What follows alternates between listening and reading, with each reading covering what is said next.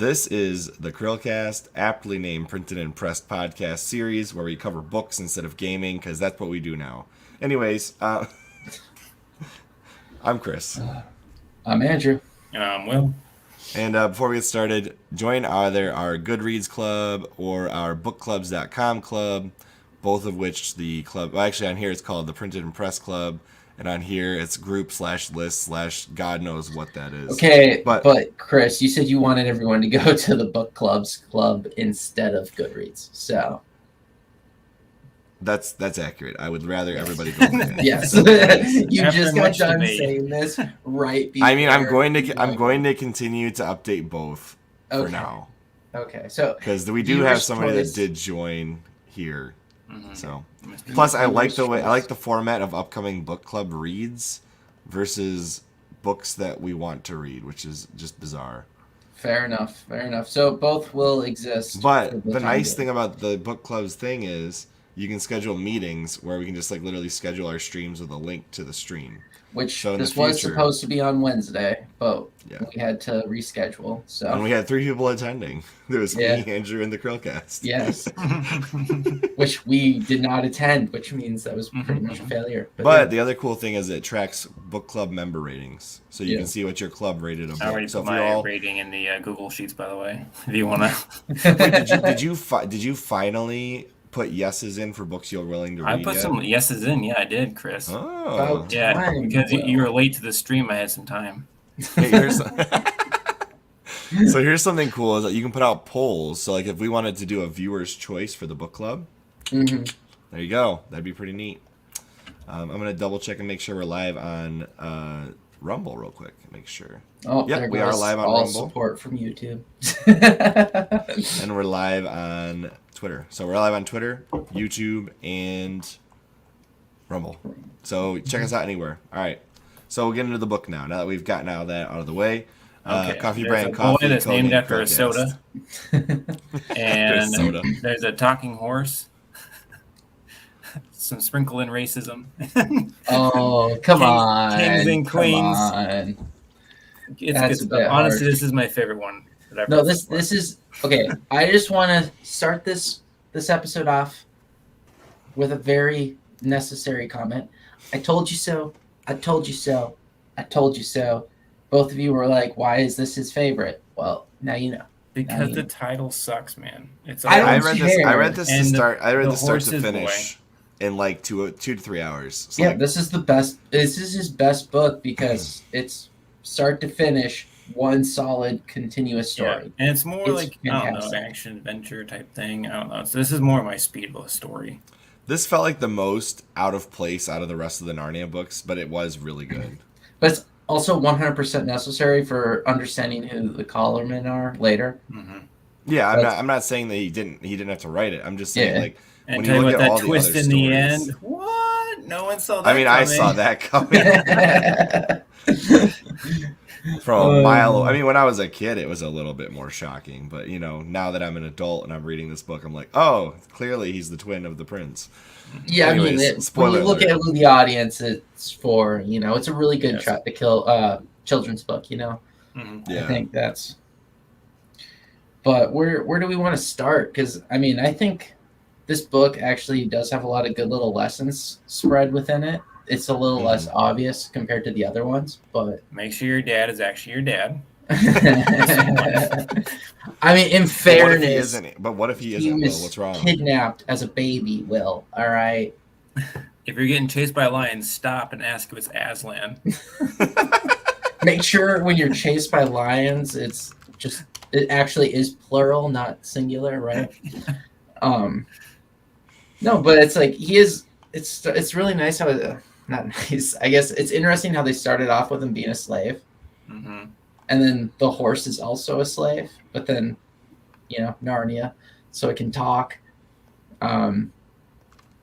This book is kind of like a cultural lesson to children, I think, about, at the time, the difference between, you know, Christian West and Islamic East.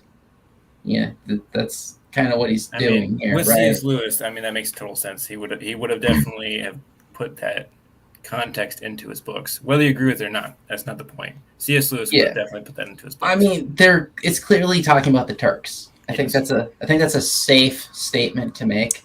Well, I think when you just look at the attire he puts them in, it makes sense. And the names. Well, also the era that he lived. Like when you think of it, I'm saying when you put it in context, the way he describes them, he's definitely basing them off of a real population of people.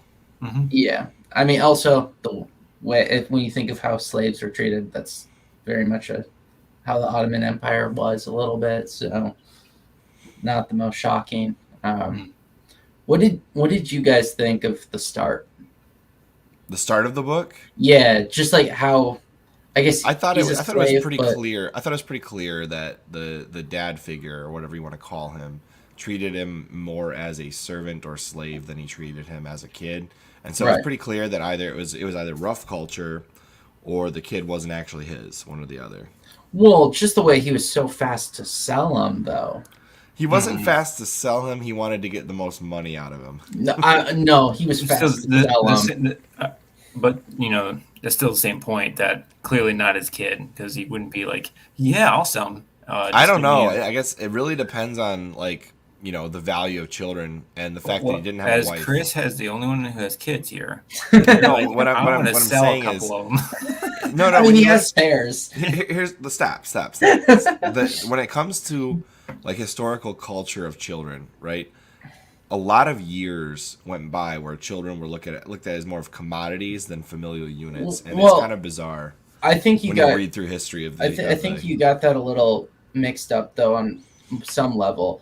Parents who couldn't actually afford to take care of their kids would put them into servitude. Yeah, right. That's what I'm saying. Not saying. Slavery. It's not the same thing, right? Depends on how you look at it, but yeah. There's varying levels of service to a lord or a lady. They generally would have much nicer food and clothing and housing. Indentured servants, though, also had an expiration date on servitude. Did they, though? Yes, they did. Unless there was a lot of.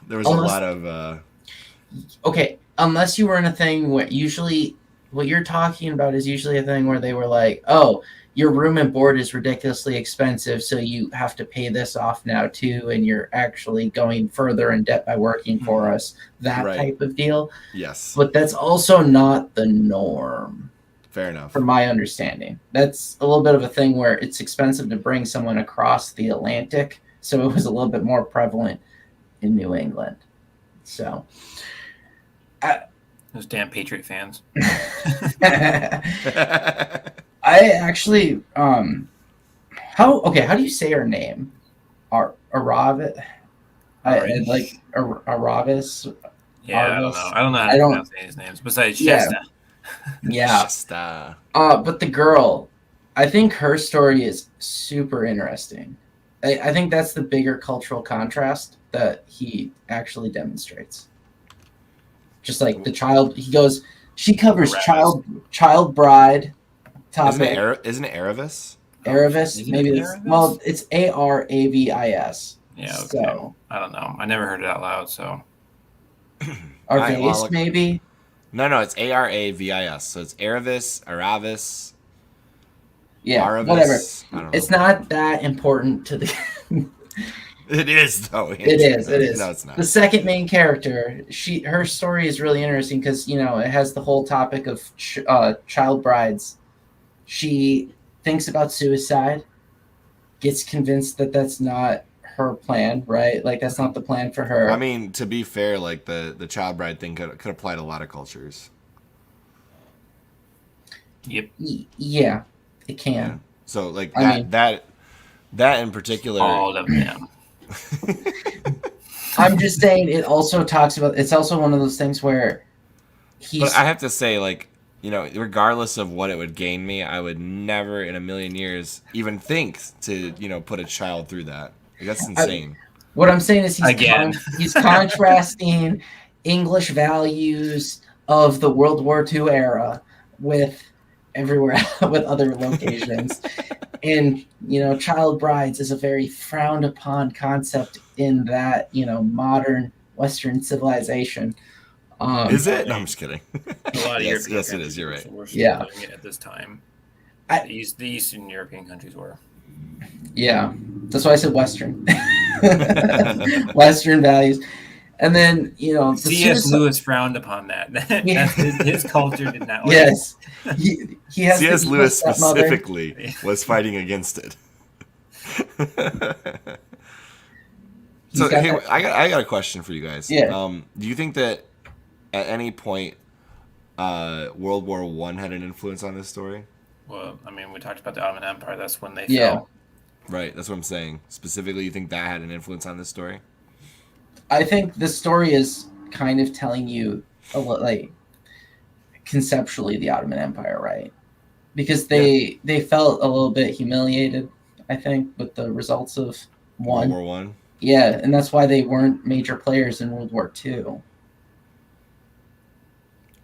I don't remember ever even hearing about the Ottoman Empire being a part of World War II, to be honest with you. That's because they weren't. I thought Right. they were gone. I thought That's what I'm saying. No, they weren't gone. They literally were just staying pacifist. When did They when did refused to the take Ottoman sides. Empire technically end? Was The it post general World War one. II? It was when the general took over. I'm trying to remember. Fall of the Ottoman Empire. I'm looking it up. Keep going. You guys talk. Here we Yeah. go. I mean, I was just saying her story. The formal has a lot, abolition man. was ended on. Will's right. 1922. It was basically the end of. Yeah. Didn't the general Dissolution. take over? The Sultan was declared persona non grata. Yeah. Hmm. That's crazy. They had ruled since like the 1300s. I do have to say that the horse is actually the second main character, and then That's fair. That's fair. Second main Bree, human. right? Well, he never has a point of view, man. He never has a point of view chapter. That's true. Erebus Our does. and he Erebus doesn't. does, man. all right, well that's fair, but not every character, the main character, has to have a point of view. It'd be boring to see through a horse's eyes because all he'll be thinking about Okay, is okay, apples okay. and sugar cubes, man. It's What like I'm saying, carrots. though, I want is- some carrots. You.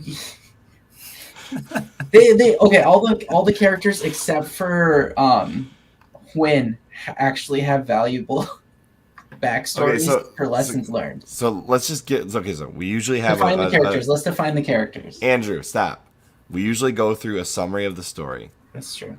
and we haven't done that yet. Not in a Here's a very story good I way. want to hear: the High King Peter's fighting giants in the north. Do we ever Yeah. get to see that? No, Like not in this book, but like any of the books. I don't think so. no. You just hear No. about it. Like somebody could probably write a side story about that. It's never actually talked about. That is true. Okay. Okay, so summary, let me just do the summary real quick. Yes. Basically, boy lives with a fisherman, is attempted to sell into slavery, but the slaver who is going to buy him has a horse The who happens fisherman to be is a not talking happy. horse from Narnia who tells him, let's escape. And then they do in the middle of the night. Fisherman and the, what is it called? The Tarkin? Is that his name, Tarkin? Right? Gosh, I don't remember. Yeah. Yeah, Tarkin. Anyways, he runs off with the horse. They lay low and try to run away, and then another runaway on another horse who happens to be a talking horse from Narnia. We're just finding lots of talking horses Yeah. from Narnia here.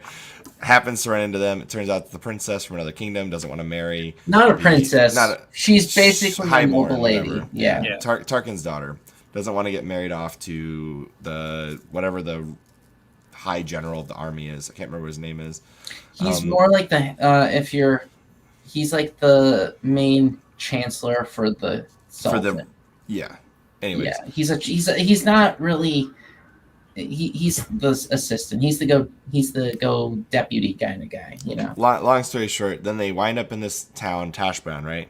And the capital, the capital of the Tarkin Empire, whatever it is. Constantinople, effectively. Yeah. Anyways, long story short, he gets mistaken for a prince who, at the end of the book, find out he's his brother, but looks very much Mistaken like for- him. Mistaken for a prince by Narnians. The Calamine He- prince, right? No, not Calamine. No, Archenland. Archenland. Mhm. Yeah, And he escapes. They go off and actually wind up in Archenland, warn them of the assault coming from the Tarkins, because the son of the Grand Poobah, whatever the heck the guy's name is Tizrock. It's in front of you on the screen, Chris. Is going to Tizrak, yeah. Yeah. Is going to invade Archenland and then Narnia proper to steal Susan back, who he's angry about because he was disgraced. She left him, and essentially they lose because they were warned ahead of time. Archenland wins, Narnia never gets invaded, and they find out he's the twin and he's the king after the dead dies. Of Archenland. Yeah, of Archenland. Yes, of Archenland. And he's a twin. So. All right, there's your summary. That's the best I can do. Well, that summary sucks. No one's gonna want to read it now. No one wants to read this. But is there anything you guys want to add to that summary before we move on? You missed Aslan, didn't you? Oh, Aslan, yeah. Aslan is constantly chasing Jesus them. is in this one too. He's guiding them. Yeah, he's guiding fear. them. And you missed the part where the whole reason they get there to warn them first is because I diminished Erebus's role. Yeah. Yeah. Yes. He gets Erebus. He overhears the Tisroc over there talking about how the sun can go invade because he's slighted and everything. So yeah, that's how that goes. That's how they know. Just like how Shasta over there knows that they have to go a specific way through the desert because his dad is horrible at naming kids. Like it's cultural, dude. It's so cultural. Dumb. It's the dumbest naming convention I've ever heard. Corin. I mean, dumb naming convention. He could just stay Shasta for all I care. Shasta. All right. Long story short. Soda, right? I don't think so. No, you're thinking of Fanta. No, I'm looking this up. You guys keep talking. I think you're right. Or it's like something like that. There's like a Jamaican drink that's got that kind of name. Shasta Pop. I think it's Rasta. Rasta. No, Rasta. You're thinking of Rasta, aren't you? I'm not. It's Shasta. Stop trying to correct me. I have the page up. Okay. All right. Whatever, man. You drink your Tang. All right. So what did you guys like the most about this book? What about it do you think is, for example, I think this is probably the best one of the series so far. Magician's Nephew, Lion the Witch, Ward, Road, Horse, and His Boy. This is the best. What about it is like a straight, cohesive story that's like an adventure story? Yes. It's well paced. It gets rid of the complaints I have with The Lion, the Witch, and the Wardrobe, where I think he has this great story narrative of how they get to Narnia. He really thought all of that through, right? Mm-hmm. And it has a great pacing of moral lessons. They're kind of well written into the story where they just flow. And then once you're there, they get to this point, right, where he just kind of rushes. Every day is basically a week is each chapter after you get to the beavers in The Lion, the Witch, and the Wardrobe. And in this one, it's well paced throughout. It's a very fluid story, just how Will said. It just flows. Well, what did you want to add anything to that? Like about what it's the same thing. Yeah, it was more. Like I said, I guess the pacing. That's honestly what drew me in is the fact that this consistent pulled you through the entire story. There was no slow point. Edmund wasn't a little dick. I do think the characters are very, very compelling characters. The dynamic between them all. It's very camaraderie. There's a lot of that there, right? I felt like the reveals throughout the story were at the right points too. Like I like any reveal in there it wasn't like this anticlimactic, yeah, we get it, dude. It was like at the time the characters are finding out about, like, if I hadn't read the story before, the time the characters are finding out about it, it was the right time to find out about those. Aslan was being a little weird. Just a little bit. But when he explains himself, other than him slashing Erebus, I thought that was totally unnecessary. No, that was a good Let me teach you a lesson, woman. He slashes her. He's like, this is what happened to your maid. No, I mean, it's like, the fact that she had to experience the retribution for what she caused someone else, like the false witness concept, like, I don't know. I feel like that's very fair. Aslan's like confession by fire. Aslan's just tired of always having to deal with kids. They did say in Lion, the Witch, and the Wardrobe that he's terrible but great or something like that. Yeah, something along those lines. He's not described as nice ever. No. But C.S. Lewis nailed that one. Yeah, he's not nice. I love how he wrote this because you still want to see the universe, right? It's something that as you envision it, it's still spectacular, the world building and everything. So despite the fact that he's also peppering that very draw you in universe with little cultural tidbits that you would say are very questionable moral as far as morality goes, it's not like he's saying that they're just complete terrible, right? He's giving them their due all throughout. They're still a great empire. Yeah, and also it's still vague enough that it's like it really isn't one-to-one to any real-world people. It's just like it's these other people, and what, like if you want to separate them from the protagonist, have them look differently, have them sound different, have them name different setup to the empire, and he just happened to base it off of when that was around. And then just the contrast that Shasta even says, like, so when he's mistaken for Corin, just you really see the hierarchy difference, the slavery and hierarchy versus the Narnians who are just, free, open, and friendly. That whole concept. He really contrasts it, but he doesn't know, so he also makes massive mistakes he didn't need to make. Mm-hmm. I think it's funny that his brother absolutely didn't want to become king. He's like, I just want to fight. He's like Fred and George versus Ron Weasley. Like he just wants to mess around and do his own thing. So, who's your favorite character? Do you guys have one? Honestly, no. I just like the book. Yeah. I just really like the story. They're kind of a package deal, aren't they? I think this one in particular. Like the other books that we've read so far, there's a couple characters I really liked, and there's other ones I freaking hated. Well, hate is a strong word. I disliked them. Like sometimes the motivations are annoying, or just the way that they're written was annoying. Well, they're written for a purpose. Yes, they come off as being written for a purpose. Yes. Whereas this one, like you said, I think you summed it up perfectly. It is a package deal, so they all play off each other. Like the story is about the group, not necessarily just the individual. Mm-hmm. And this is looking ahead a little, but the Dawn Trader is kind of like that. What did you guys think of the whole lesson around Susan's courtship? I thought that was pretty insightful. I did like, so there was one particular sentence on there when they were describing what happened is like, you should always view a man through the house of his parents, where he does there, as a good example for what a marriage would look like with him. Because if you don't respect your parents, it's unlikely you're going to respect your marriage, unless there's like other things going on. But the one quote was, "See a bear in his own den before you judge of his conditions." Yeah, something like that. And that one was really good. I thought that was really, really good for young girls, just to conceptually hear in the story, especially. Also, don't be afraid to leave a monster. Right. Right. Just like get the help of your brother if you have one. Flee. You can do it strategically. No reason to stay for the abuse, kind of thing. Which honestly would have been kind of progressive for the time. Right. I mean, then you had the whole threat of forced marriage, which, Well, there was a lot of forced marriages in this book. Like, for example, the first one, obviously, Erebus with the 60-year-old dude. Like, yeah. And then you got Susan with the son of the Tizrak.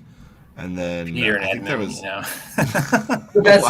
that's one of those things that is. And then the third woman, she was the friend of Erebus that helped her escape around, right? Oh yeah. Well, hers doesn't seem that forced. She was pretty happy with her marriage, but she was happy within the culture that she was born into, right? And like everything about like escaping her culture as far as Erebus goes scared her. Like, it's very interesting because it's like that Stockholm syndrome, except when it applies to culture. Like when you move into a culture that's not your own, it's kind of scary, Yeah, I mean, I think that's part of the lesson too that he is trying to convey a little, right? That there are other locations where the culture is completely different. Mm-hmm. Just because you are where you are right now doesn't mean other parts of the world are there too. Yeah. And I think a lot of people are a little bit ignorant of that these days. Oh, definitely nowadays, yeah. Yeah. I was trying to say it delicately, but yeah, you have these people who will go to all these other countries on vacation, and you're just the person on vacation, man. Like, you're not actually experiencing the culture. You don't see the dark side of what it is. So you're just seeing this like, oh, it's different, it's exciting, it's something to learn, but it's like there's usually a darker concept there underneath that is not the same. You would not necessarily like it there. So Right. Yeah, if you leave the resort, it's a little bit different. yeah. Don't leave the resort. That's usually the first advice the hotel tells you is don't leave the resort unless it's with like the resort tour, right? So like for example, when we went to Jamaica, they said don't leave any of our tours or leave the resort, or we can't guarantee that what happens to you will be within the confines of your expectations. I won't tell you where, but one place I left the resort because I was there for a wedding, and they're like they're locals. I saw a dog being skinned and gutted from a tree. Oh dear Lord! And that was interesting. Probably scarred you a little bit, I bet. Yeah, dogs are friends, not food. like the shark quote. Yeah, from Nemo. exactly. Fish are friends, not food. What did you guys get out of the warhorse learning a lesson in there? Because remember, And being humbled. He was humbled. Yeah, I thought that was an interesting addition to the story, where the warhorse all throughout is talking up this grandeur of the things he's done, and he pretty much has the what's it called? For example, the war medals to prove it. Right? He's got the the receipts. The receipts, exactly. And at the very end, the lion chases him, and it just kind of proves his. I mean, if I got chased by a lion, I'd run too. But then, of course, this little boy, I guess he's not that little, he's probably a teenager. No, but turns around and. Dude, he had to be young. He had to be no older than 12 tops. I have a hard time judging how old he is. But the way they talk about the child marriage thing, it has to be. Aravis could have been younger or older than him. We don't know. They were about the same age from the way it's written. Okay. I think they're about 23. Well, they're like an American 27-year-old today.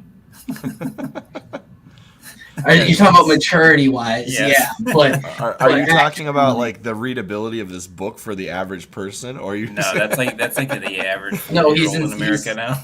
Yeah. I love how he's humbled, because he's really cares about his image prior to getting there, right? He needed to be humbled before he can go into the realm of Narnia. That's his redemption, not necessarily redemption. That's almost like is retribution the right word to say for that? Like, he also needed to, repent his sins a little. Yeah. In advance. The other aspect of that horse that was funny was, at the end of the day, he was scared of showing that, like, letting his freak flag fly with like rolling on his back and stuff. You know what I'm talking about? Like, he's worried that the other Narnian horses will look down upon him, and so like nobility matters to him, and the fact that he may not fit in the country he wants to move to, but he knows that that's where he belongs. Right. I mean, he also has the lesson of listen to your parents a little when you're young. Just go get kidnapped. Right. Yeah, he didn't listen. That's true. That's actually a great lesson too for children. Maybe don't get kidnapped. You only learned that one once, Andrew. Don't go to the meadow. The valley too far over where we can't see you. That's how you get kidnapped, and we'll never see you again potentially. I also really liked another one. The lesson is don't take your kids to Narnia or they might get kidnapped. Yeah. Well, okay. By a lion. Yeah. There was one more quote / lesson in the whole Susan and Edmund fleeing that was really good. Besides the about relationships, there was the last stands in a house make great stories, but nothing ever comes of them. That one. Yeah, that's a good point, because they were going to fight out of the house. Yes. Yeah. And they were going to lose in a way that meant nothing. It's not like you were fighting for someone to escape and you were holding the last stand. Yeah, it's not like we're holding the bridge so that they can escape and now mount a counteroffensive that's going to win the war. It's just it's like my sister didn't want to marry this dude, so we fought in a house and died. All of us died, right? Well, except for her, and she still married said dude. Yeah, that's true. She lived in captivity the rest of her life, right? So that's one of those things where it's like, okay, sacrifice is good, but do it smartly. Okay, like, Yeah. don't be an idiot. Be Yeah, intelligent. don't throw away your life for nothing. Yes. Right. And then there's a couple references to donkey milk baths. That's See, I felt like that commentary was a commentary on, shoot, what's the fort in Texas that was held during the fights? Alamo. The Alamo. Yeah, it was like an Alamo reference almost. Yeah. Because Davy that Crockett, serves a like that's the purpose only still. story I know about him is that. What? That He serves a smiled a purpose, bear out of a though. tree and killed it with his smile. I don't know that. I don't know that story. I just Actually, know that's about not his true. last name. He got distracted. He was trying to, after he smiled a raccoon down to death, he was going to do it to a bear, and then he was distracted, so he had to kill the bear with a knife. I know there's like songs and stuff about Davy Crockett, but I'm not going to pretend like I know them. Davy Crockett. And we're claimed by the American federal whatever owns that song. That was not sung with nearly enough. That.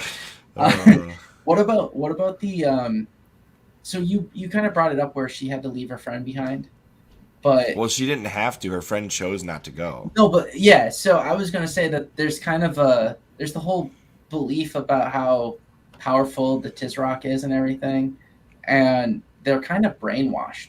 Her friend's kind of a bit brainwashed by the whole thing. That conversation with the Tizrock and the other guy and the son kind of proves that the Tizrock is not the all powerful thing that they believe he is. Right, but they're still kind of brainwashed. Her friend's brainwashed to believe it. Well, I mean, maybe she's just happy in her marriage and doesn't care. No. But she saw after everything she saw that never. She still wanted to, yeah. Yeah, that didn't phase her entire perception of it. But you really see that was the thing that was needed for our Arabis to like leave her behind and have that new start that she needs to really go to Archenland. And don't be afraid to outgrow your friends. Maybe that's another. That's in there, right? If the friend is the wrong friend, don't be afraid to. Well, following your friends to the detriment of your own life is not the right way to go. Yeah. Right. Like it's not. You don't have to like kill the friendship necessarily, but if it's a detriment to your own life, then like obviously that's not a friendship to maintain. Mm-hmm. What about? So we kind of mentioned it earlier too. Aslan is acting a bit strange in this one, but at the same time, this is the most clear any of these stories have ever been, where Aslan is described as being there throughout their lives, in like a god way. Mm-hmm. Right. Well, and I like how he's like, I was the kitty cat. Right. Yeah. But you have to see the beauty of how it was done, right? He's there through everything with them. I never abandoned you. Yeah. Don't overlook it, Chris. It's I don't know. I would made have just sure been your like, ship was what guided the to hell? shore. Like, why would you let me be in the captivity of the fisherman? I mean, that was almost like a Joseph King of Dream. No, but he needed to. Dreamcoat story, kind of. He needed to. Like, I let you had be the captured prophecy and because you were everything, you were made for more greatness. You know. No, but there was the prophecy. He does save Archenland. That's what I'm saying. This story, if I were to relate it to one of the Bible stories, it's almost like the Joseph story. You know, with Egypt and the Pharaoh and everything else. Yeah, his twin brother tried to kill him. I definitely in saw the that. womb, they came out it trying didn't. to strangle each other. Yes. I mean, minus the brotherly love, you know. But all of these characters, as we already mentioned with Bree, they all had their flaws that they overcome. Yeah. Right? Every single one of them has flaws, and they're all overcome throughout that journey. Mm-hmm. So that's part of the. I think that's part of the reason I like this one too. Is none of these characters come off as perfect. Nor should they. Yeah, but they're a package deal. They all have their flaws. They achieve, I guess, great things, you would say. Mm-hmm. And it's just a well-written story. Did you guys catch the ending where his father is talking about the importance of law, even to kings? It's a very Magna Carta Englishman take, eh? I might have. What did you say? Repeat that. Sorry. So at the end, when Shasta becomes Kor, and he's with his father, he is told the importance of the law, even to kings. So all the good and bad, basically that it's a curse. If you are a good king, it is a curse to be king, because it is not actually that beneficial. You have to sacrifice more than anyone else because you have to uphold the law. Oh yeah, that was an interesting lesson on being a good ruler, because Yeah. the best rulers are loved and feared for the same reasons, basically. Yeah, I mean, you also have to be, the best dressed starving person Yeah, yeah, exactly. during the famine. Like, there's a lot of good lessons there, where it's like, if your ruler's not being a bit humble and upholding the law above all else, then he's not a good ruler. Well, I mean, it's like the difference between Gondor with Wormtongue in his ear and Gondor with Wormtongue gone, right? mean Like, Rohan. bad ruler. Rohan. Come Rohan, on, sorry, man. Rohan. Oh my Jeez, goodness, we have sorry to about take that. away Riders your, of Rohan. Yeah. no, we have to take away your Lord of the Rings card now. Mm-hmm. Well, I haven't You gotta read, reread I haven't read all Chris. of them, so there's that. You're cursed to. Oh, No. did you get stuck in Two Towers with Frodo? Because that is the. I've Shut read, up, man. I love this. stop. I love every I've- second. I've read the Silmarillion, the Hobbit, and the Fellowship.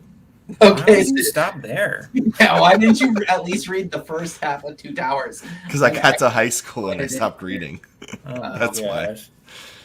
Oh, Chris. Anyways, long story short, I would say, like, when you're talking about kings, you've got the good king who's like the king of Rohan. After Wormtongue's gone, you got the bad king who's just kind of letting his kingdom die because he doesn't care. That's the Rohan before Wormtongue's gone. Anyways, Did you like the slight propaganda bit, though, that C.S. Lewis puts into this about how they hate Narnia for being free? oh, I mean, there's that. That's a thing. Yeah. Rock hates them because he doesn't rule them. That's the only reason he does not like them. Yeah, I mean, it's a thing, I guess. Mhm. I mean, he also kind of describes England for like how they treat That could kind of describe. That could almost describe any empire, really. empire. Yeah. I mean, You're I next would to us, you're imagine. small. I would imagine the Romans hated a lot of places they didn't rule. They just called them Persians hated a lot of people they barbarians. didn't Yeah, rule. anyone outside of Rome was a barbarian. Exactly. Like when you look at historical writings, they call everybody except the Romans the barbarians. Yeah, Well, not the Carthage. Carthage. They didn't call them barbarians. yeah, because they're all the same people. Like, Well, I guess all they cousins. They didn't. Yeah, they were basically cousins. They decided to, hey, our rivalry is pretty steep here. We're going to Mhm. salt your fields. That's how much we hate you. But like, I guess technically the Egyptians weren't barbarians either. no, No, I think it's more like anyone They didn't north, view like Greeks. Germanic tribes. yeah, they didn't view Greeks as barbarians either. So Yeah, it's pretty much anything that's outside of the empire or their Yeah, allies. the Mediterranean peoples they liked. Everyone else, they're barbarians.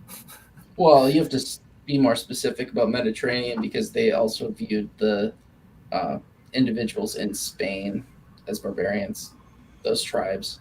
True. So they viewed anyone that wasn't like traditional Mediterranean east side of like Rome, Sicily, eastward, everything westward, and everything was kind of a bit Mhm. more They viewed barbaric. the people who kept sacking Rome as barbarians. Yeah, that- Everyone else was fine. They sacked the empire. They're barbarians.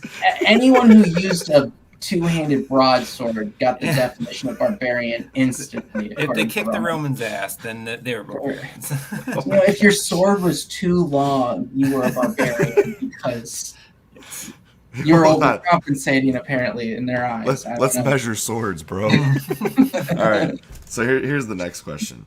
We kind of already delved into this, but Yeah. how do you think you can apply the morals of this story to like life? We've kind of delved into this a little bit already, like some of this life stories. But is there anything that we missed? Honestly, C.S. Lewis has this thing where he reiterates, I think, a lot of his lessons. So, stranger danger, reiterated again, man, with the horses being kidnapped. Just not necessarily to trust certain people with how he's being sold again into slavery of a different kind. And once again, don't trust your family members just because they're family members. The evil stepmother concept came into this one. Your family member could sell you to an old man for marriage. This one though really brought in the different culture concept. That if you're in a strange land, it might not be, you can't necessarily trust it the same. Yeah, because you're going to be an outsider. Yeah. Always trust the talking horse, obviously. Yes. Dude, if a horse starts talking to me, I'm trusting it. Yeah, of course. Andrew's like, I don't know what I took today, but you're talking and I trust you. Man, We are now best friends. yes. Meanwhile, the horse is like, no. And the other guy near Andrew's like, what are you doing? Why are you talking to the horse? Hey, man. Horses are also man's second best friend because of its long history. So. The police outside Andrew's house. This is why the war on drugs exists. Just kidding. They're just listening through my window. And they're like, okay, that sounds like you got a cup on your door. Time to bust it down, dude. Save Oh, the horse. that's clearly he's clearly high. Oh my gosh. Yeah. No, he really does gosh. reiterate a lot of the same lessons. I think though this one brought that unique thing where it's a little bit more overt, like in the open, that Aslan is with you, so God is with you. Yep. Every part of your journey. He's And not sometimes just he there. might scare you. Yeah, he doesn't just come in to save you. He's there helping guide you along as long as you're open and willing to hear and go along with it. Mm-hmm. So. Yeah, and then obviously, conquering your fears, but do it the right way. I think that's a good life lesson. So, like, for example, What you're talking about with the servant girl thing. With the servant girl, with the also doing the brave thing in light of being scared. So, for example, when he faces the lion, right? Yep. Right. That was the right thing to do. It humbled Bree because he should have been reacting the same way. Like, obviously, last week's lasagna is just cracking us up here. Anyways, speaking of which, I had lasagna. No, I'm just kidding. But like standing up at the right time to do the right thing, it's not something everybody's inherently going to do, and I think it's very important to do that because not everybody's going to, Right. like not everybody's going to make the right choice and stand up for what's right. And if you don't, who's going to do it? Yeah, and also don't be afraid to make the difficult choice. Because obviously it would be much easier to try to flee, but standing up to, the lion or your fears or adversity, that is what you should do. Well, enduring adversity too, because like I don't think we should overlook how Aravis contemplates suicide. Like I think that's a huge part of the story that I forgot about that. underrated, right? That's a massive lesson for a child, I think, to hear. Like when you think that your life is over to that degree, there's still a path forward. There's a journey that you can take that makes things better, like significantly better. And given how suicide among young children is becoming kind of epidemic right now. Oh, They're getting some randomly young kids, probably tied to social media a little bit, not a little bit, a lot of it. The social pressures from there are causing people, like they've had people in the age of 8 and stuff. That's wild to even consider. So depressed and so hopeless at 8, man. At 8, that's wild to think about that being a statistic now. So honestly, I think that the Chronicles of Narnia in general, especially given this story, I think are extremely valuable for parents to have their kids read. It has so many good lessons that it's ridiculous not to have them read it. So I think, but one of the most important parts of that whole situation, Andrew, something I think you've kind of skipped over, is the effect you can have by saying anything to somebody in that state. That too. Yeah. Well, I mean, not everyone's a talking horse. I know. I understand that, but the fact of the matter is, though, anybody saying anything can sometimes make the difference. I mean, even if it's just proposing a different journey, a different path forward, right? Like it's not. Just look at how the story transforms her entire life, though. Right. From contemplating suicide to future queen of Argent. That's, for a little girl who reads this book, that's something. Everyone wants to be a princess, right? You can't princesses and you stuff. can't diminish the journey of Erebus, because it is really Yeah. it's right on right it's equal to Shasta's. And I think it's worse than Shasta's, because Shasta's not going to get raped. No. What I mean by that is, like, well, if they're modeled after the importance church, of you her don't know that. story, the importance of her story cannot be diminished below Shasta's. Yeah. Also, I think this is also important. She is basically the tomboy princess that you don't get from Disney. Not Think anymore. about it. She's basically a Mulan-esque character. As I far don't know. as They actually did a how pretty she good is. job with the Moana story. Okay, I'm saying traditional, man. Traditional. The older ones. I'm just saying, like, in general, like, Yeah. Moana was a pretty good modern take of I would a agree. more tomboy story. But yeah, this one, it's still it's just a good story, I think. Yeah. I would rate this a 5 out of 5. That it's my I would favorite too. for a reason. I remember this being my favorite. This one stands alone above a lot of the other Narnia books. I give it a 5. And it is standalone. I think that's kind of an important thing too. If you wanted to read this as just this book, you might not necessarily understand who some of the characters are. They give you enough context. It's not that big of a deal. Yeah. I don't know. I feel like you might need to at least understand what Narnia is and like Aslan and stuff. I mean, but the horses wishing to go there, being talking horses, they give you enough context that, like, you don't. I mean, need to know be about fair, it. a lot of these, like a lot of older fairy tales, you have no idea why they want to go to this different fairy tale land, and I'm just saying it's a book you could read on its own. Eventually, read the rest of Narnia, and you'll still find yourself wanting to go back to read this one. Yeah, especially with the additional context. But like, as far as this book goes, I would say that the moral lessons from this one, just generally speaking, stick with you, because even before, when we were talking about these books. Oh my goodness. But yeah, what I was going to say is, when we were talking about reading these to begin with, this is one of the books that I clearly could still remember. Like, all these years later, this is one of those books that I could remember the general theme of the story and the moral lessons in it, and appreciate it still, and with another read through. So I can't recommend it enough. I know you were saying you would give it a 5 too, Will? Yeah, I would, for sure. I give it a 5, so I think this is going to be our highest rated book so far. Wow, unanimous 5s? Mm-hmm. Well, again, I'm judging as a children's book, and within the Chronicles of Narnia, I can make that caveat. But yeah, no, I really enjoyed this one. I mean, in fairness, Chronicles of Narnia, for what it is targeting, is probably a 5 out of 5 series in general. Yeah, I mean, how many stories have the level of moral depth that C.S. Lewis just combines with children's stories? I wish I'd read this as a kid. I would have really enjoyed these books.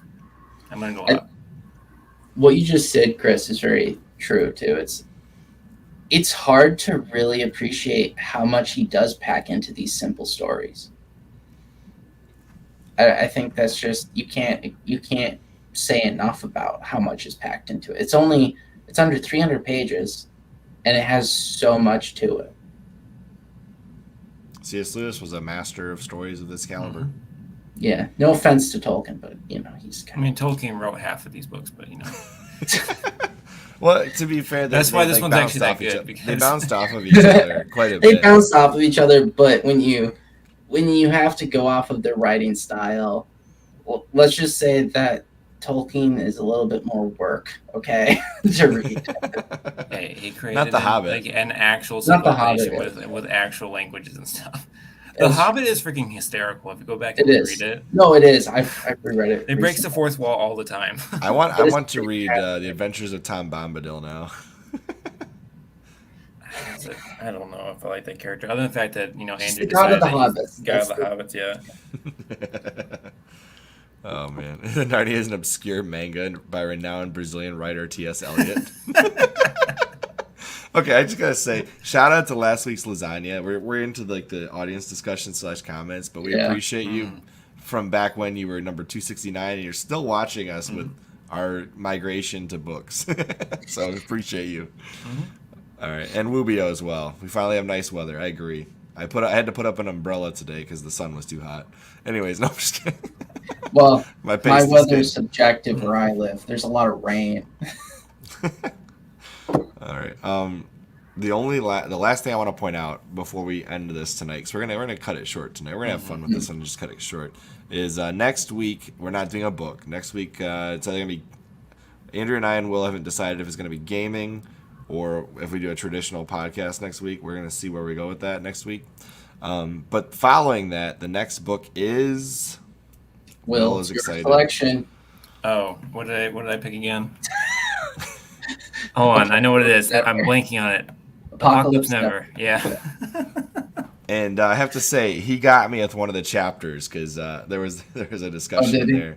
Yeah, there was a chapter 1 where he like went into all the we'll call it propaganda about a specific type of energy, and I about put the book down and like said, no, I'm done with this book. Dude, and then immediately at the end of the chapter, he's like, that's what I would tell you if I was part of the propaganda team or something along those lines. Yeah, it's a good book, man. And I was like, no, this book is fantastic. It's made easy to read on purpose, and it's not a topic that needs to be made complicated. I encourage anyone who watches this to tune in 2 weeks from now because I think you'll enjoy that podcast. You'll very much enjoy it.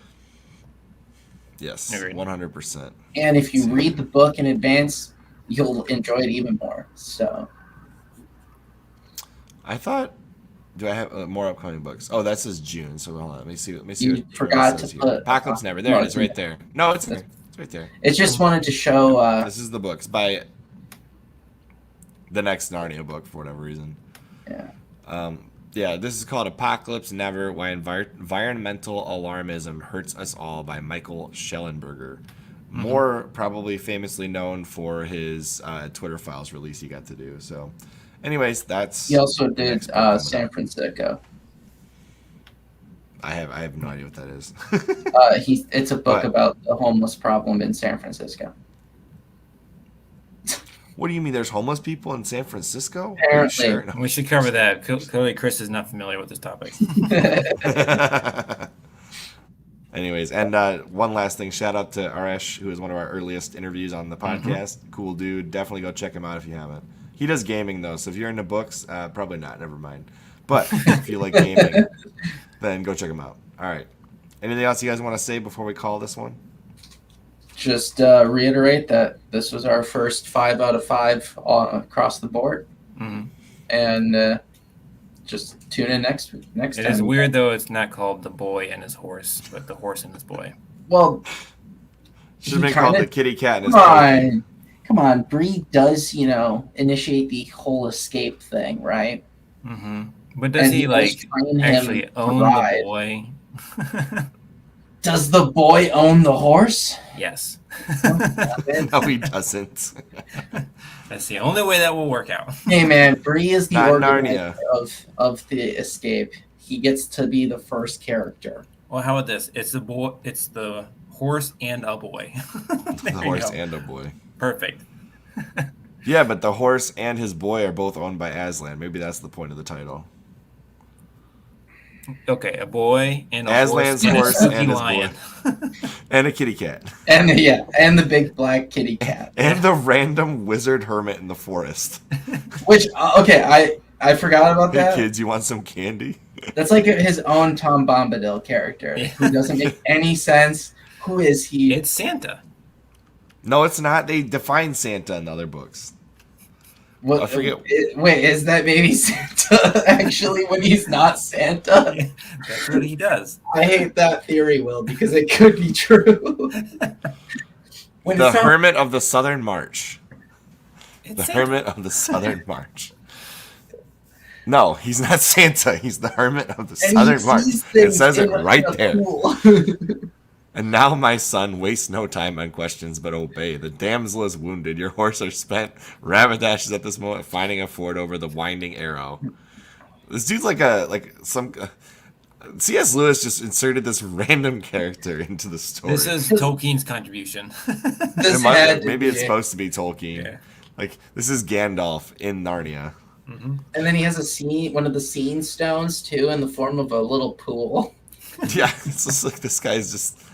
It's a very Lord of the Rings concept. Yeah, but that's how Santa checks if you're naughty or nice, or if you're sleeping that way. Yes. I can't hear you, Will. So how does he know if you say something rude? I thought Santa was Tom Bombadil. Oh my gosh! Yeah, I'm glad that we brought this up He's right a at the great end. lip reader.